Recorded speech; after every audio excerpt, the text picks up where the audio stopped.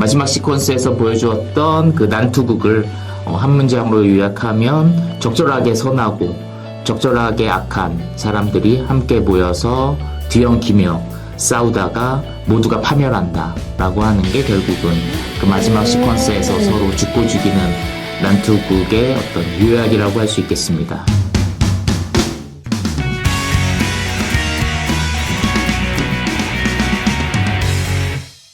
명호 작가님, 그렇다면 오늘 영화는 어떤 영화인가요? 네, 오늘 다룰 영화 오랫동안 고민했는데 자? 그래서 우리가 그동안은 좀 동기부여, 힐링 이런 쪽에 포커스를 맞췄었는데 네. 또 역시나 우리의 현실의 문제를 안 다룰 수는 없다 보니까 네. 오랜 고민 끝에 이제 기생충을 한 번은 다뤄야 되겠다. 다뤄야겠다. 그래서 이번에 네. 선택하게 되었습니다. 네. 그거를 선택했을 때 느낌이 어땠나요? 명호 작가님께서 워낙 또 전문가다 보니까 영화를 한 편을 보셔도 문학성, 이게 작품성을 많이 보시는 분이시니까 이 기생충을 언제 다루실까 저는 사실 기다렸던 터라 네. 반가웠습니다. 아, 네, 네. 다행입니다. 네. 그래서 뭐 기생충에 대한 리뷰는 우리나라에 뭐 한 5,628개 정도는 있을 거고, 네, 우리가 하나를 더하는 거다 보니까 얼마나 차별성이 그쵸? 있을지 모르겠지만, 뭐 그래도 한번 할 수 있는 한 저희만의 매력이 있지 않습니까? 저희만의 관점이 분명히 네. 들어가지 않을까 네. 생각이 너무 듭니다. 네. 그럼 바로 시작을 해볼까요? 네, 좋습니다.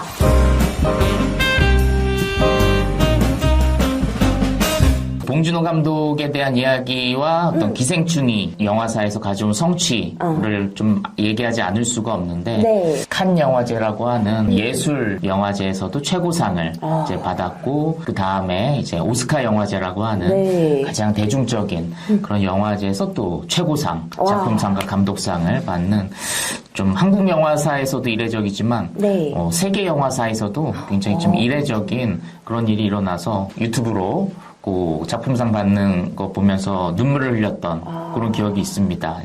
좀 전에 그 국제영화상 수상하고 이제 오늘 할 일은 끝났구나 하고 이제 릴렉스하고 있었는데. After winning Best International Feature, I thought I was done for the day and was ready to relax. 너무 감사합니다. 그리고 그 어렸을 때 제가 항상 가슴에 새겼던 말이 있었는데 영화 공부할 때 가장 개인적인 것이 가장 창의적인 것이다. 그 말을 하셨던 분이 누구였냐면 이제 책에서 읽은 거였지만. Thank you so much. When I was young and studying cinema, there was a saying that I carved deep into my heart, which is the most personal is the most creative. 그 말은 that quote was from our great Martin Scorsese. So.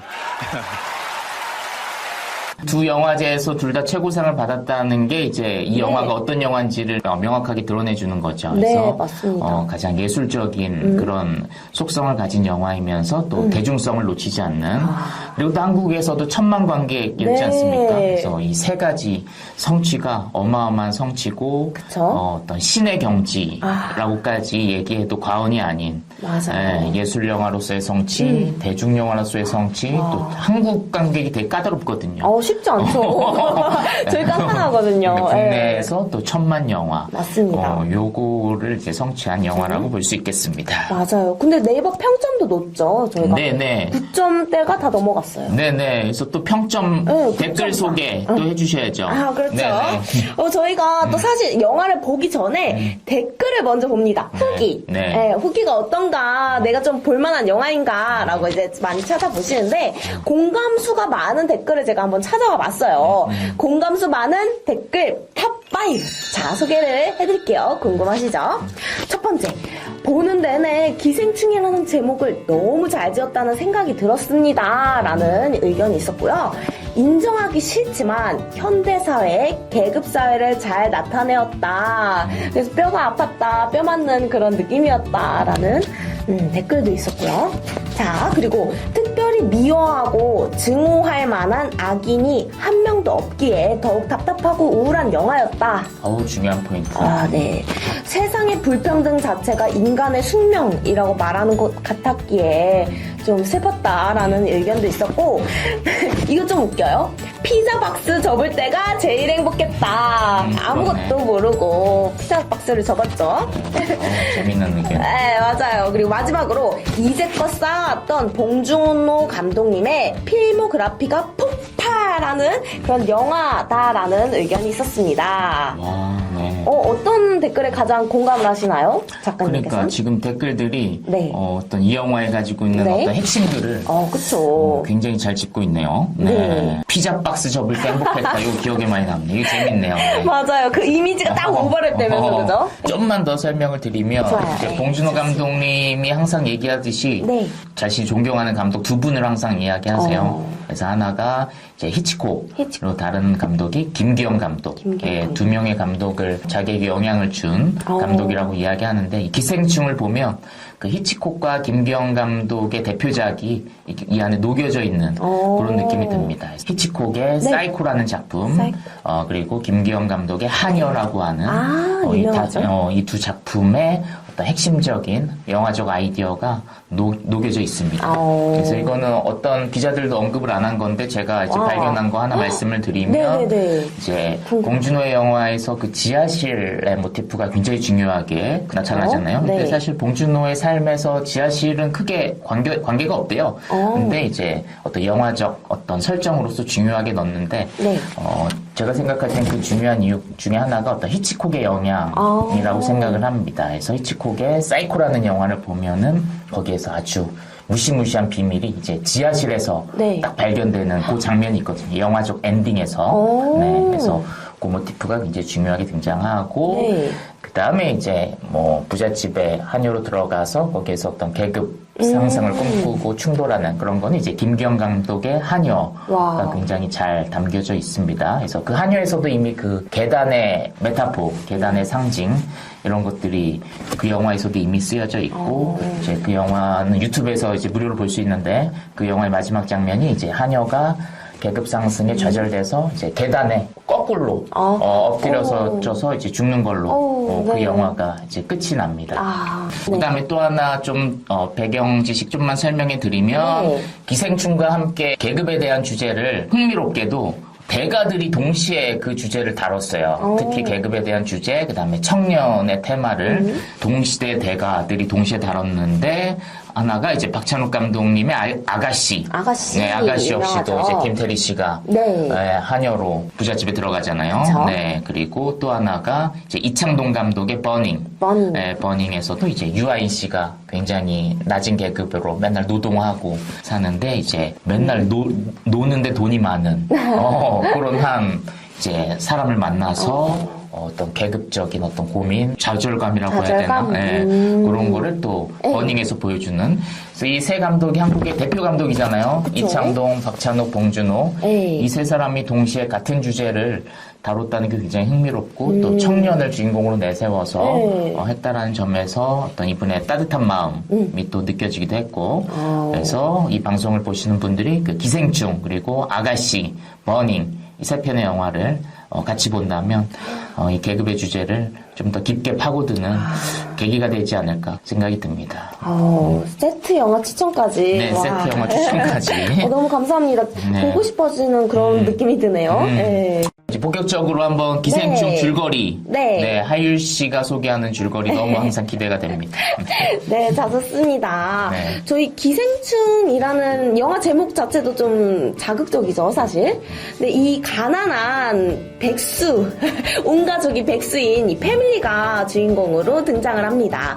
기우, 기택, 기정, 충숙 이렇게 네 명의 가족이 가족입니다. 근데 사실 소일거리를 합니다. 아예 백수는 아니에요. 그래서 피자 이렇게 박스를 네모렇게 박스가 있잖아요. 그걸 접는 알바를 온 가족이 하면서 정말 소일거리죠. 이렇게 알바를 하면서 티격태격 살지만 또 알콩달콩 할 때도 있잖아요.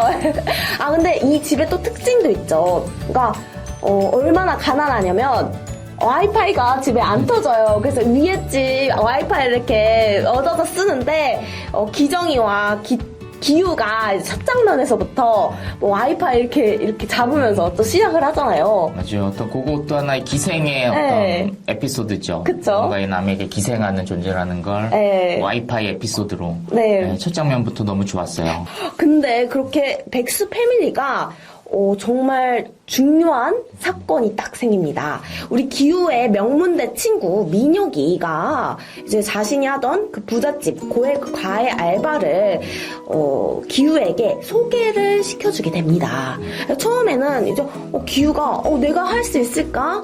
나 잘 못하겠는데 라고 했는데, 사실 기우가 또 여러 번의 대학 시험을 치르면서 그래도 나름대로 영어에 일가견이 있다라고 해서 이제 기우 친구가 민혁이가 이렇게 소개를 해줘서, 또 우리 동생 기정이의 좀 포토샵 실력이 있죠. 그래서 그걸로 학력을 위조합니다. 그래서 이제 좋은 명문대생으로 위조를 해서 면접에도 합격을 해서 이제 쓸쓸한 과외비를 받으며 이제 시작을 하게 됩니다. 그래서 기정이, 내 동생 기정이도 한번 여기에 취직을 시키면 좋겠다라고 해서 이제 마침 또 박사장네 막내 아들 이름이 다승이입니다. 그래서 다승이가 마침 또 미술에 흥미를 보이고 있었어요. 그래서 이 다승이의 미술 선생님이 꼭 필요한 상황이 또 와서 기정이가 또 학력을 위조를 합니다. 그래서 해외 유학파 미술 선생님으로 또 이렇게 들어오게 됩니다. 참 웃기죠? 그래서 이제 기정이랑 기우랑 이제 박사장내에서 일하게 되는데, 또 아버지 기택도 사실 예전에 대만 카스테라 이제 사업이 한참 붐이 일어날 때 뛰어들었다가 이제 한껏 망하게 돼서 집에서 이제 백수로 지내게 되었었는데, 우리 아버지도 이제 이번에는 기정이의 도움을 받아서 또 기정이가 기지를 발휘해서 원래 운전기사로 일하던 분을 어떻게 보면 모함이죠. 그렇게 이제 내쫓고 이제 자신의 아버지인 기택을 운전기사로 취직을 시키게 됩니다. 3명이 이제 박사장내로 딱 취업을 하게 되고, 또 엄마 충숙도 이번에 아빠의 기택의 도움을 받아 원래 있던 가정부를 내쫓고 또 이제 그 자리를 차지하게 되죠. 서로 가족이라는 사실을 숨긴 채 그렇게 온 가족이 박사장내에서 일을 하게 됩니다. 영화 제목 기생충처럼 박사장내 기생하는 반지하 가족, 기정인의 가족은 과연 아무런 문제 없이 원하던 상류 계층, 신분 상승이라는 목표를 이룰 수 있을까요? 네. 네, 좋습니다. 줄거리 소개. 네.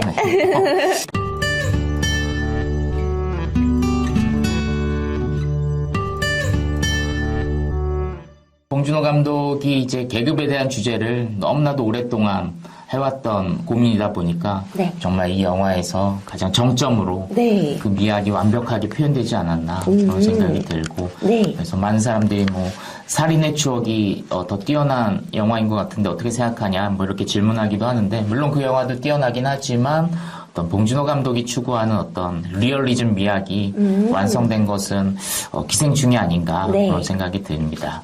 그렇다면 명호 작가님께서는 이 신분 계층, 요 신분의 차이를 잘 드러내주는 그런 장면이 이 기생충에는 어떤 장면이었다고 생각을 하시나요? 네. 그래서 그게 사실은 굉장히 포인트죠? 중요한 질문입니다. 네. 그래서 많은 사람들이 계급에 대한 주제를 잘 다루고 있다 이렇게 그냥 막연하게 이야기하고 그 미장센에 대한 설명이 굉장히 적었거든요. 네, 오늘 제가 조금 미장센에 대한 이야기를 해드리도록 하겠습니다. 궁금합니다. 네. 그래서 일단은 가장 중요한 어떤 미장센은 계단이죠. 계단. 네, 그래서 이 영화에서 맞습니다. 이제 중요한 모티프로 등장하는 계단이라고 하는 것이 어떤 계급 구조의 어떤 상징으로서 다양하게 쓰이고, 또 동시에 어떤 인간성이 추락되어지는 이미지로, 그래서 그들이 어떤 끔찍한 일을 벌이고 나서 탈출할 때 네. 계속 하강의 이미지를 맞아요. 이제 보여주죠. 연달아서. 네. 그래서 계단을 내려가고 또 내려가고 또 내려가고. 끝없죠. 네네. 그래서 다 다른 장소에서 찍었다고 하더라고요. 아. 네, 영화로 볼 땐 다 연결되어 있지만. 그러니까요. 네. 오, 신기하다. 네. 네. 그래서 어떤 그런 이미지, 그래서 네. 계단의 이미지를 굉장히 중요하게 쓰고 있고, 그 다음에 이제 박 사장과 기택의 집 구조로 봤을 때 네. 창밖 풍경 맞아요. 역시도 또 계급의 컨트라스트 대조로 보여주죠. 그래서 박사장의 부부의 창밖 풍경은 너무나도 아름다운 자연. 맞아요. 평온하고 자연스럽고 아주. 예. 우리 가난한 백수 패밀리는 반지하에 살잖아요. 그러니까. 어땠어요? 그 풍경. 그 풍경은 이제 맨날 그 술 취한 아저씨. 시하시고, 시하시고. 노상방뇨하시고. 그 창밖 풍경이 둘 다 있죠. 네. 그래서 그 대조를 통해서 또 계급의 주제를 극명하네요. 극명하게 또 드러내고 있고. 네. 특히나 이제 기택의 가족의 창문 풍경은 또 약간 극장 스크린 같은 모양이어서 더 흥미로웠어요. 가로로 길게 늘어진. 그쵸? 마치 영화를 본 듯한 느낌으로 맨날 가족들이 앉아서 맥주 마시면서 창밖 풍경을 보죠. 맞아요. 계급의 주제를 봉준호 감독은 그런 눈에 보이는 시각적인 요소뿐만이 아니라 또 뭐 냄새라고 하는 맞아요. 모티프로 또 보여주기도 했고. 네. 저도 냄새를 맡게 되더라고요. 오케이. 박사장님께서 우리 기정이네 가족이 올 때마다 냄새가 난다고 어디서 이상한 냄새 나지 않아? 이러면서 막. 근데 처음에는 몰랐는데 그게 자신한테 나는 냄새라는 걸 알았죠. 그래서 그 냄새를 언급하는 대사 중에 송 박사장님이 막 냄새가 선을 넘지 이제 기태한테서 나는 냄새를 가지고 이렇게 대놓고 하진 않았는데 나중에 이제 연교에게 냄새가 선을 넘는다고 얘기를 하고 이 냄새가 어디서 나는 거야? 라고 물어봤을 때 몰라 가끔 지하철 타다 보면 나는 냄새 있어 라고 대사를 합니다. 우리 기정이도 이 냄새 어떻게 없애야 될까? 라고 기우가 물어봤을 때 우리가 이거 아예 그냥 지하를 나와야 된다라고 얘기를 하더라고요. 이 영화의 본질에서 이 후각적인 요소를 활용했다는 게 저는 더 흥미로웠어요. 그래서 어떤 계급의 상징도 물론 흥미로웠지만 영화는 철저하게 시각적인 매체잖아요. 그렇죠. 그리고 사운드의 예술이고 네. 그리고 냄새는 사실 영화를 통해 느낄 수가 없는 없죠. 예술임에도 불구하고 다양한 대사와 그런 상황을 통해서 관객들로 하여금 좀 냄새를 느끼게 만들어주는 네. 그런 어떤 영화의 본질을 더 확장시켜주는 오감적인 영화를 만들었다는 점에서 저는 더 그 지점이 흥미로웠던 것 같아요. 네. 또 때로는 음악으로도 또 계급의 주제를 또 표현을 하고 있더라고요. 그래서 초반에 오프닝 음악을 잘 들어보면 네. 멜로디가 네. 굉장히 낮은 음과 맞아요. 굉장히 높은 음이 처음에 이제 나오다가 또 중간 음이 또 나오면서 뭔가 조화를 이루는 듯 하면서도 조화를 이루지 않는 아주 독특한 스타일의 어떤 음악이 흘러나오거든요. 음악의 작곡 방식에서도 계급의 주제를 드러내는 굉장히 심혈을 기울인 집요한 그런 연출이 아니었나. 노래까지 노렸네. 네. 그리고 심지어 벨소리도 와. 좀 독특하죠. 네. 띵동 이러거든요. 맞아요. 그런 벨소리 들어본 적 거의 없지 않나요? 맞아요. 제가 볼 때 그것도 만든 것 같아요. 그러네요, 진짜. 네. 와, 예리하신데요, 엄청? 그래서 어떤 거기에서도 높은 음과 낮은 음, 아. 그런 계급의 주제, 띵동 이러거든요. 그런 게 굉장히 흥미롭고. 띵동. 중독성 있다. 네. 그리고 네. 이제 이거는 이제 저처럼 직접 영화를 만들어 본 사람만 볼 수 있는 건데 카메라의 움직임을 통해서도 또 계급의 주제를 드러내줍니다. 네, 맞아요, 그래서 이 기생충을 보면 카메라가 수직으로 이렇게 아래로 내려오는 그런 카메라 무빙이 굉장히 많아요.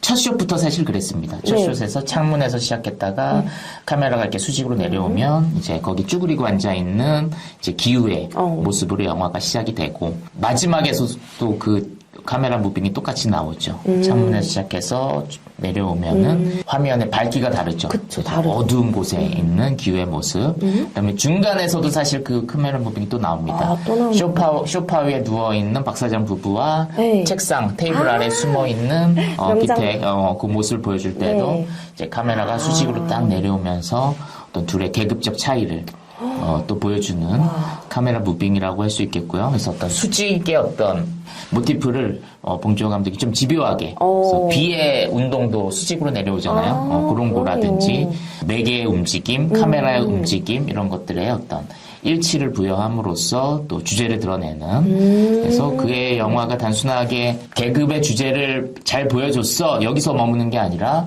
영화의 미학적인 표현으로 그 계급의 주제를 완성했다는 점에서 또 재밌기도 하지만 그걸 못 발견하더라도 사람들은 느끼더라고요. 뭔가 이 주제를 미학적으로 표현하고 있다라는 걸, 그죠? 이 포인트 되게 중요하네요. 사람들이 전문가가 아니더라도 그걸 다 느낀다는 거잖아요. 네. 그런 게 신기한 것 같아요.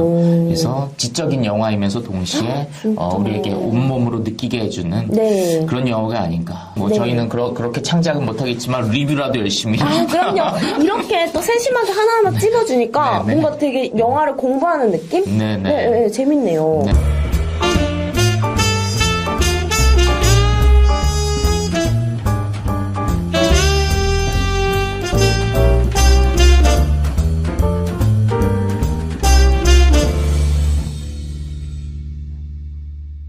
명호 작가님께서는 명장면, 정말 기억에 찐하게 남는다 하는 그런 명장면이 있을까요?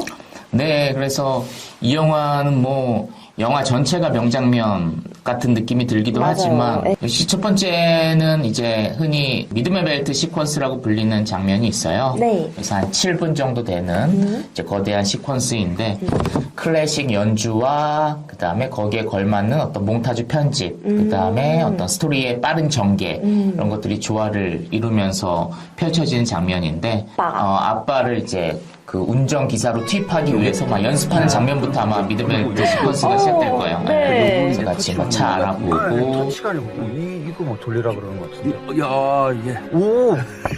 선생님, 어떻게 말씀이 길어지시네요? 네.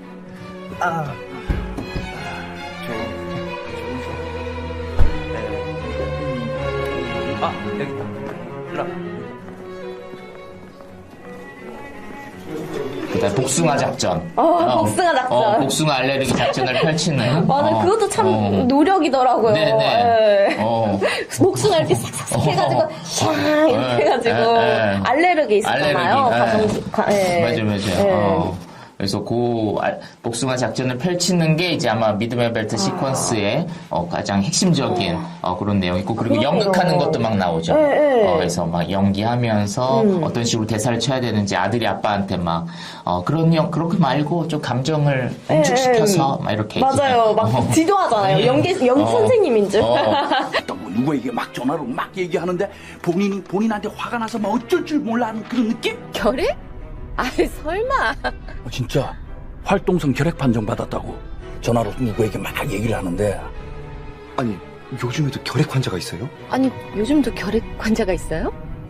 아빠, 하기사, 옛날에 왜 크리스마스 실 사서 붙이고, 에? 막 그런 시절 얘긴데. 근데 검색해보세요. 한국이 현재 결핵 발생률 1위랍니다. OECD 국가들 중에. 보니까 이 아줌마 시침이 뚝 따고 계속 일을 하시더라고. 아니, 집에 다솜이 같은 애도 있는데. 그러니까요. 집에 다솜이 같은 어린애도 있는데 결핵 환자가 부엌에서 설거지하고 음식도 만들고 침도 튀기고. 굉장히 다양한 스토리를 보여줍니다. 그래서 과거로 갔다 미래로 갔다가, 그리고 음악은 또 굉장히 클래식, 전통 클래식 같은 음악이 펼쳐지고, 사건은 또 복숭아 알레르기 사건 막 펼쳐지고 하면서 굉장히 흥미롭게 빠른 리듬으로 네. 그 7분짜리 시퀀스를 굉장히 공들여서 했다고 본인들도 이야기를 하시더라고요. 그래서 조금 뭔가 야심을 갖고 만든 듯한 그런 시퀀스고, 그 다음에 사실 이 영화의 좀 주제를 좀 명확하게 드러내주는 씬이 있는데, 이제 지하실에서의 어떤 사투 장면. 그 장면 너무 가슴에 남는데요. 네. 그래서 이제 문광이 들어와가지고 그쵸? 이제 지하실로 이제 가죠. 그래서 얘네들 깜짝 놀라죠. 맞아요. 그래서 뒤쫓아 몰래 보는데 거기에 남편이 있다는 걸 이제 보게 되고 몰래 이제 지켜보다가 이제 미끄러져가지고 맞아요. 계단을 미끄러져가지고 이제 들키게 되죠. 그래서 네. 처음에는 문광이 막 어쩔 줄 몰라가지고 우리 불우이웃끼리 서로 도우면서 살아요. 그냥 밥만 가끔씩 네. 챙겨주세요. 그냥 이렇게 착하게 요구하거든요. 근데 이 엄마가 무슨 불우이웃이야? 난 맞아요. 불우이웃 아니야. 그러면서 이제 나 신고할 거야. 맞아요. 이렇게 하면서 이제 네. 굉장히 센 척을 그냥 하고 기세등등하다가. 나는 너랑 계급이 달라 이런 느낌으로 이제 맞아요. 전화를 하다가 이제 미끄러지면서 이들이 가족이라는 가족들이 게 맞아요. 한 패다. 올커니 너네 같은 패였구나 그러니까. 하면서 이제 갑자기 또 상황이 바뀌면서 그때 또 제발 마침 그러지 말라고. 녹화를 하고 있어가지고 그때 마침 맞아요. 그래서 그때 하필 또 아빠 그러는 바람에 그게 딱 녹화가 된 거예요. 맞아요. 상황이 바뀌어가지고 우리 이러지 말자 하니까 또 갑자기 이제 욕을 갑자기 문 거지. 그때 좀 블랙 코미디 요소가 많이 보여서 저는 네. 재밌으면서도 좀 긴박감이 넘쳤던. 맞아요. 웃음도 나면서 네. 굉장히 코믹하면서도 또 우리의 어떤 네. 계급적 상황을 또 잘 보여주는. 네, 맞습니다. 그래서 반지하와 지하 사실 비슷한 상황인데 서로 짓밟는 그런 아이러니를 보여주는 맞습니다. 장면이라고 할 수 있겠고 어떤 그런 풍경이 어떤 우리 사회 모습을 좀 보여주는 듯한 그래서 갑과 을이 싸우는 건 우리도 이미 많이 알고 있지만 사실 현실에서는 을끼리 투쟁하는 경우가 되게 많거든요. 약한 사람끼리 서로 도와야 되는데 서로 이해하고 도와야 되는데도 불구하고 그러지 않고 밟고 일어서려고 그런 상황이 현실에서 많이 일어나는데 그걸 굉장히 은유적으로 잘 보여주는 장면이 아닌가. 맞아요. 그래서 그 장면을 떠올릴 때마다 여러 가지 맨날 상황들이 떠오르면서 경험했던 그래서 을끼리 맨날 경쟁하는 그런 게 너무 마음이 아파. 볼 때마다 마음이 아파가지고 그 맞아요. 장면은. 네. 근데 진짜 댓글에서도 그 장면들이 많아서 을과 을끼리의 다툼이 있는 장면을 보면서 너무 현실적이다. 이거 진짜 뼈 아프다. 이런 이야기를 많이 해주셨어요. 그래서 말인데 그 대사 중에서도 이런 대사가 있었어요. 기택이 우리 아빠 기택이 이 집 사모님이 참 순진하고 착하고 부자인데 진짜 착하다니까 라고 얘기를 했더니 충숙 엄마가 부자인데 착한 게 아니라 부자라서 착한 거야. 내가 부자였으면 그 사모님보다 내가 더 착해 라고 얘기를 하더라고요. 그 부분을 보면서 좀 가난이 좀 가져온 마음의 빈곤이 또 을과 을끼리의 또 싸움을 일으켰던 게 아닌가. 돈이면 좀 인성도 바뀔 수 있는 그런 게 현실인가? 청년 입장에서 그런 생각이 들더라고요. 네. 술판을 벌이는 그 장면도 마치 최후의 만찬처럼 화면 찍혔잖아요. 테이블의 네. 위치라든지 네 명이 좀 인원이 적긴 하죠. 그 그림에 비해서. 네, 그렇지만 어쨌든 그 앵글과 화면 구성은 최후의 만찬 같은 느낌으로 찍혀져 있고 실제로 최후의 만찬이었죠. 였죠. 그 처음이자 마지막으로. 그 이후로 이제 파국에 치닫으니까. 그쵸. 네. 그리고 또 명장면 하나만 더 말씀을 드리면 네. 이제 마지막 시퀀스를 또 얘기하지 않을 수가 없습니다. 그래서 파티 장면이죠. 네.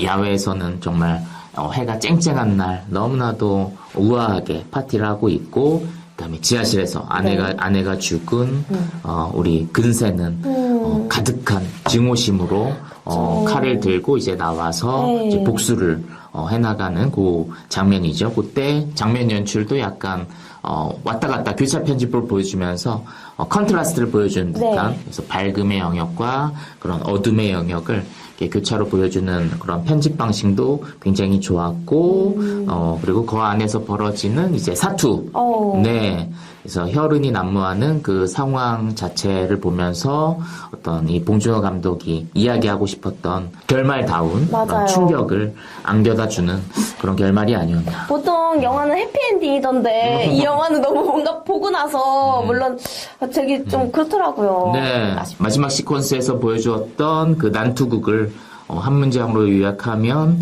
적절하게 선하고 적절하게 악한 사람들이 함께 모여서 뒤엉키며 싸우다가 모두가 파멸한다 라고 하는 게 결국은 그 마지막 시퀀스에서 서로 죽고 죽이는 난투극의 어떤 요약이라고 할 수 있겠습니다. 그래서 거기에 있는 모여있는 사람들 잘 생각해 보세요. 완전한 악도 없고 그쵸. 완전한 선도 없고 그죠? 그쵸. 다 잘 살아보겠다고 좀 먹고 살겠다고 하는 그런 상황이었잖아요. 네, 다들 적절하게 선하고 적절하게 악하죠. 회색지대 사람들이죠.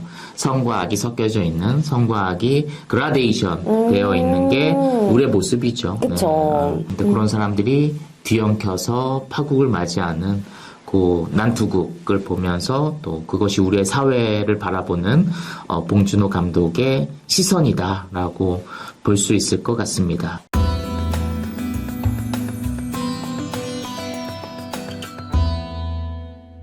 그 결말이 결국은 감독의 핵심적인 세계관이라고 할 수 있는 것이죠. 네. 이 영화의 또 가장 중요한 미장센이 마지막 숏이에요. 어찌 보면 그 마지막 숏을 향해서 좀 달려왔다고 볼 수 있겠는데 그 마지막 숏을 보여주기 전에 이제 기우의 편지 내용이 이제 공개가 됐죠. 나중에 내가 돈을 많이 벌어서 네. 이 집을 사서 아빠를 내가 모시겠다 해서 어떤 그의 어떤 꿈을 이제 편지 내용을 통해 보여주지만 네. 이제 그것이 현실적으로는 굉장히 어렵죠. 이루어지기 쉽지 않다는 것을 이제 미장센으로 보여주는데 어떤 이미지였냐면 장면이 굉장히 깜깜해요. 네, 깜깜한 곳에서 이제 기우가 쪼그리고 앉아서 있는 모습. 첫 장면과 대비되죠. 그래서 첫 장면은 환했거든요. 앵글과 구도는 완전 똑같아요. 근데 밝기만 반대로. 그래서 완전 깜깜한 곳에서 기우가 쪼그리고 앉아있고 자세히 보면은 왼쪽 끝에 코너에 보면 신락 같은 빛이 살짝 보여요. 네, 그게 이제 또 중요한 미장센입니다. 그래서 그의 미래가 정말 신락 같은 희망만이 있는. 그래서 그의 편지 내용은 굉장히 희망적이지만 이미지는 굉장히 절망적인. 현실을 보여주네요. 네. 보다 더 현실적인. 그래서 어떤 우리 사회의 어떤 청년의 이야기를 하고자 하는 그런 감독의 그런 마음이 아닌가. 네. 우리 사회 청년들이 되게 힘들잖아요. 그죠? 네. 그래서 저도 뭐 힘든 시절을 등록금을 보냈고. 학자금 대출을 한 십몇 년을 그거를 항상 지고 살았고 그게 당연한 건 줄 알면서 그렇게 이제 살았던 그런 게 좀 있기도 했었고. 존경스럽습니다. 그래서 마지막 시퀀스가 그래서 이제 중요하다라고 말씀드릴 수 있을 것 같습니다. 네.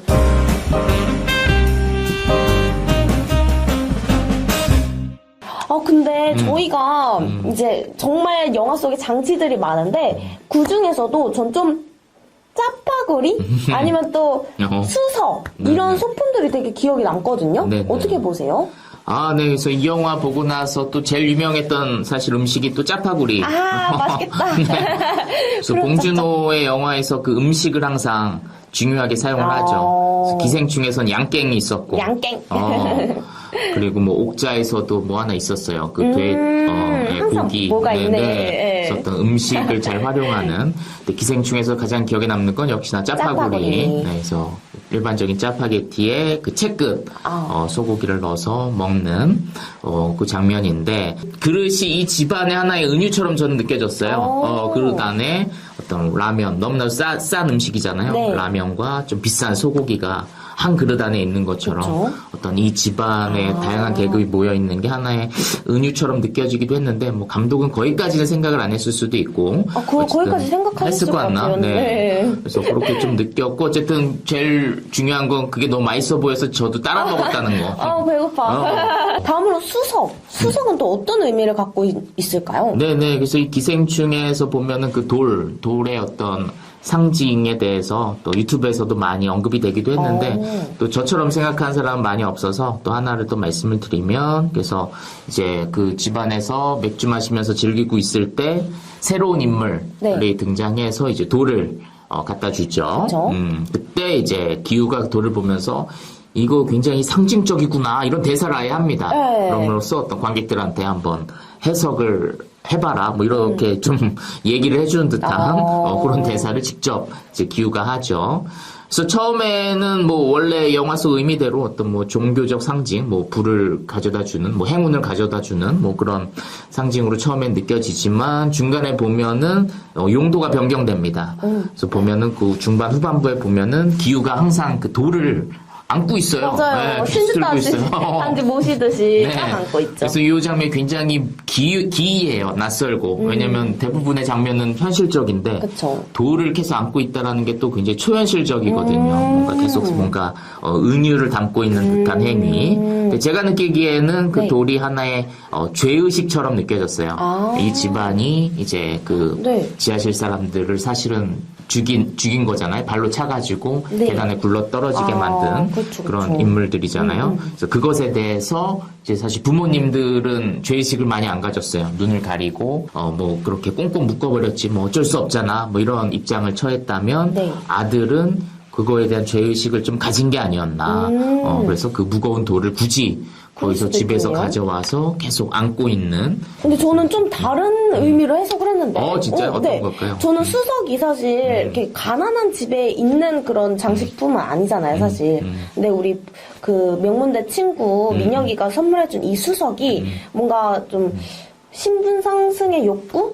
이제 부자의 상징인 만큼 우리 기우가 계속 이렇게 안고 있잖아요. 그래서 나 신분 상승을 아. 하고 갈 거야. 이런 느낌이 좀 있었거든요. 아, 그런 것도 재밌네요. 네, 좋은 집을 사서 이 수석을 놓겠다라는 그런 느낌도 있었던 것 그런 같아요. 것도 네, 흥미로운 저는 그렇게. 접근입니다. 네. 그래도 마지막엔 또 용도 변경이 한 번 되죠. 뭐로 되냐면 이제 무기가 되죠. 무기, 네. 탕! 그래서 근세가 그 돌로. 무서웠어요, 그 장면. 그래서 그 용도 변경이 사실 감독들이 많이 하는 부분이거든요. 하나의 소품을 계속 변주해 나가는 그런 의미에서 그 돌도 이렇게 계속 변주되는 어떤 소품으로 그러네요. 살펴보는 게 좋을 것 같고 어떤 하나의 의미로만 마치 정답이 있는 것처럼 해석하는 건 사실 의미가 없고 계속 미끄러질 수밖에 없는 그런 해석이 될 수밖에 없는 소품이라고 볼 수 있겠습니다. 네. 그래서 봉준호 감독은 항상 그렇게 해석의 즐거움을 줄 수 있는 그런 장면을 넣죠. 너무 또 난해하지 않게 충분히 해석할 수 있는 어떤 대중적인 눈높이에 맞춰서 그런 즐거움을 느낄 수 있도록 네. 장면 연출한다는 점이 또 봉준호 영화의 큰 장점이라고 할 수 있겠습니다. 장점이네요. 네네. 네. 오늘 저는 명호 작가님의 그 세심한 그 관찰력과 그 감독님에 대한 관심, 그리고 애정에 의해서 발견해낼 수 있던 그런 캐치할 수 있는 부분이 정말 좋았던 것 같아요. 배워가네요. 아이고 너무 좋습니다. 오늘 보시는 시청자분들께서도 이런 부분은 내가 다른 채널에서 보지 못했는데 되게 재밌다라는 인상을 많이 받으셨을 것 같아요. 아, 네, 그러시기를 간절히 바라고. 좋습니다. 네.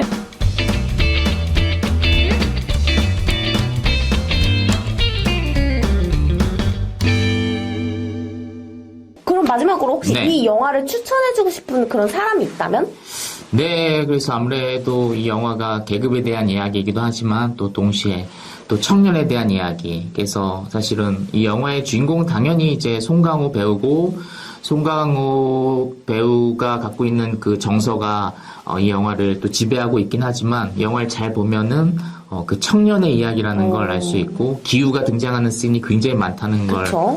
알 수가 있고 또 첫 숏과 마지막 숏이 기우니까 맞아요. 기우가 사실 주인공이기도 하다라고 볼 수 있을 것 같아서 또 많은 청년들이 또 이 영화를 봐야 하지 않을까 그런 저와 같은 한 2030 청년들이 그렇죠. 네. 추천을 드리고 그 다음에 또 사실 더 추천하고 싶은 사람은 을끼리 싸워야 되는 상황에 놓이는 사람들 그럴 때 우리가 다 같이 파멸할 수 있다는 걸 이 영화를 통해 배웠으면 좋겠어요. 그래서 반지하 사람끼리는 싸우면 안 됩니다.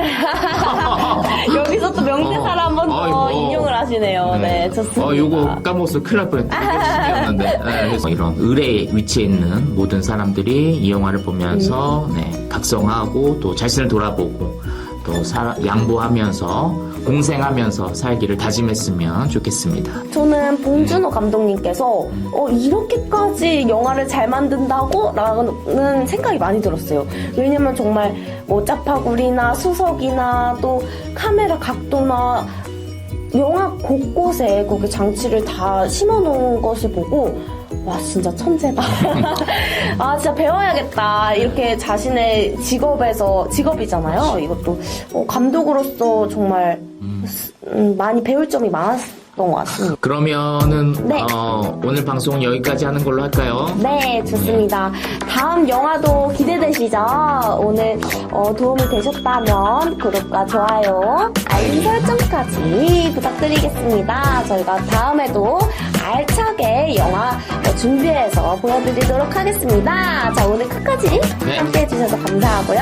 그러면 인사드려요. 네. 모두들 안녕. 그 사람이 옆구리에 뭐 이런 게 꽂혀갖고 쓰러져 있는데 그 사람은 자기 선 밖에 있는 하나의 투명 인간처럼 취급하잖아요. 자기가 지금 급한 건 자동차 키니까 자동차 키만 가져가면 그만인 것처럼. 그러니까 그 자기가 설정한 라인 밖에 있는 사람은 다 투명 인간 취급하는 건데 그 순간에도 어떤 냄새가 자기 코를 찌르니까 그거를 견디지 못하게 코를 막죠. 거기서 어떻게 보면 자기의 어떤 비극적인 운명을 스스로 자초한 건데 물론 그렇다고 뭐 죽을 짓을 한 건 전혀 아니고 그렇다고 죽어야 되는 건 아닌데 어쨌든 이 사람이 그렇게 결국은 폭발해 버리게끔 어떤 도화선의 역할을 한 건 사실이죠. 예.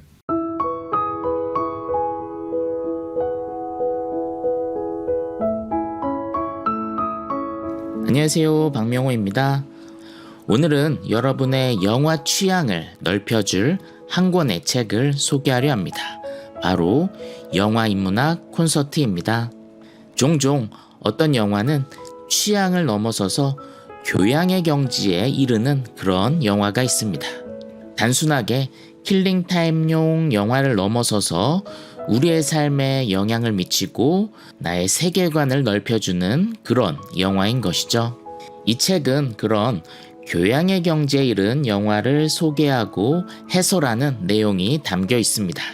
첫 번째 챕터에서는 영화를 더 깊게 향유하고 재미있게 보기 위한 9가지 감상의 방법론에 대한 이야기가 담겨 있고, 두 번째 챕터에서는 작가가 심혈을 기울여서 선정한 21편의 영화에 대한 해설이 담겨 있습니다. 그리고 세 번째 챕터에서는 영화라고 하는 예술이 교육 텍스트로 어떻게 활용될 수 있을지에 대한 내용을 담았습니다.